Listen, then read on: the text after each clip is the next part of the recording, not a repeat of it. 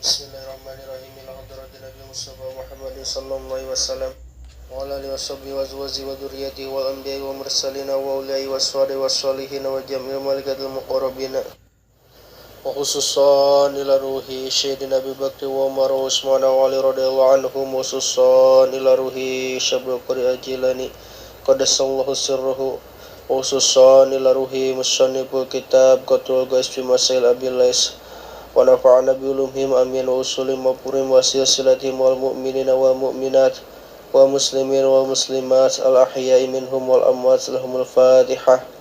A'udzu billahi minasyaitonir rajim. Bismillahirrahmanirrahim. Alhamdulillahi rabbil alamin arrahmanir rahim maliki yaumiddin. Iyyaka na'budu wa iyyaka nasta'in ihdinas siratal mustaqim. صراط الذين أنعمت عليهم غير المغضوب عليهم ولا الضالين اغfir lana amin. Bismillahirrahmanirrahim. Urang lajengkeun kana kitab tauhid, kitab Qatul Ghais. Dina mas'alatun idza qila laka wa kaifa tu'minu bil anbiya'i. Masalah di mana-mana dicarioskeun ka anjeun tentang kumaha iman anjeun ka para nabi. Lanjutanana ieu nasihina kanjeng nabi teh, para nabi teh nasihina tur anu nganasehatan sadayana musafina tegasna anu ngabersihkeun sadayana al amala kana amal misyawabil fasadi tina buktina pirang-pirang campurna karuksakan wala yagusyuna jeung tara nipu ya para nabi qaumahum ka pirang-pirang kaumna ieu anbiya shadiqina tur anu bener sadayana bi akhbarihim dina pirang-pirang beritana ieu anbiya atawa bejana ieu anbiya wa fi da'wahum sareng dina ngangken nabina ieu anbiya mubalighina tur anu nganepikeun sadayana ay musilina tegasna anu nganepikeun sadayana al ahkama kana pirang-pirang hukum allati anu hukum umiru anu diparentahkeun ieu anbiya bitablighiha kana nganepikeunana ieu pirang-pirang hukum ilal umami nganepikeun ka pirang-pirang umat ilaihim kaitu anbiya idhum karna ari itu anbiya teh ma'muruna eta anu diparentahkeun sadayana bitablighi kana nganepikeunana ieu pirang-pirang hukum amirina tur anu marentahkeun sadayana para anbiya anu marentahkeun sadayana ala taati kana pirang-pirang taatillahi ka Gusti Allah taala azza anu gagah Allah wa jalla sareng anu maha agung Allah azza anu maha gagah Allah wa jalla sareng anu maha agung Allah nahina tur para anbiya teh anu nyegah sadayana anil ma'asi tina pirang-pirang pamaksiatan amanallahi ta'ala tur eta pirang-pirang anu dipercaya ku Allah ta'ala ala wahyihi kana wahyuna Allah al khawfi anu khafi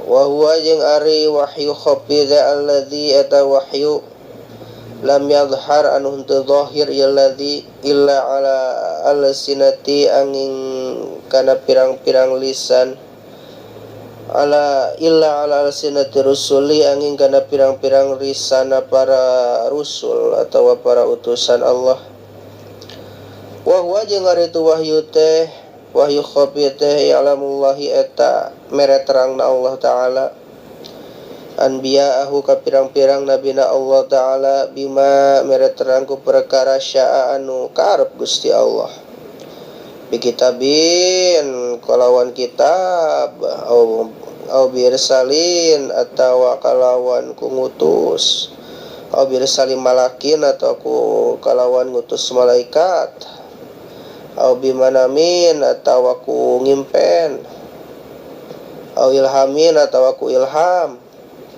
au bila wasitotin atawa teu ngangge perantara langsung Gusti Allah ka nabi.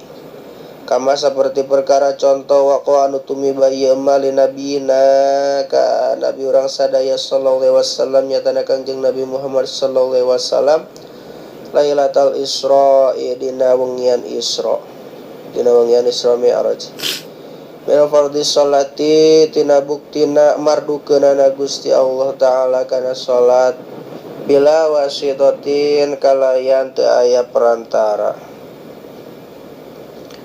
Maksumina para nabi teh anu diraksa sadayana minazillali tina dosa leutik, al khotoya tegasna pirang-pirang kasalahan, wahia jeung ari ieu khotoya teh minasaqairi eta tetep tina pirang-pirang dosa leutik.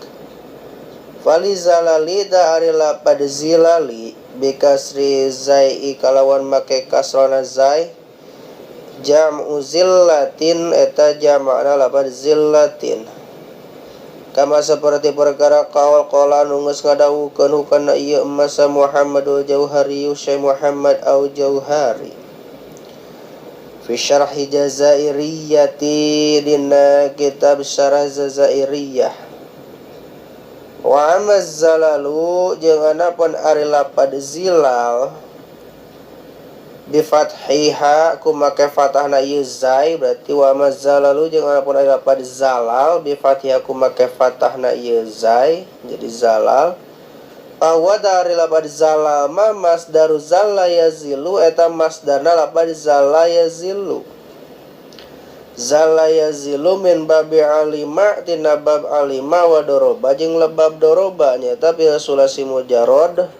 Alima teh bab kaopat, lamun doroba pi sulasi mujarrad bab kedua. Zalla yazilu pilna pi bina mudhoaf tina seperti lapad parwapiru. Zalala yazlilu asalna mah kitu. Jika doroba yadribu atawa alima ya'lamu, zalila yazlilu, zalila yazlalu lamun alima ya'lamu. Mun doroba yadribu berarti zalala yazlilu, atawa lamun diasupkeun kana fi'il bina mudhoaf jadi zalla yazillu.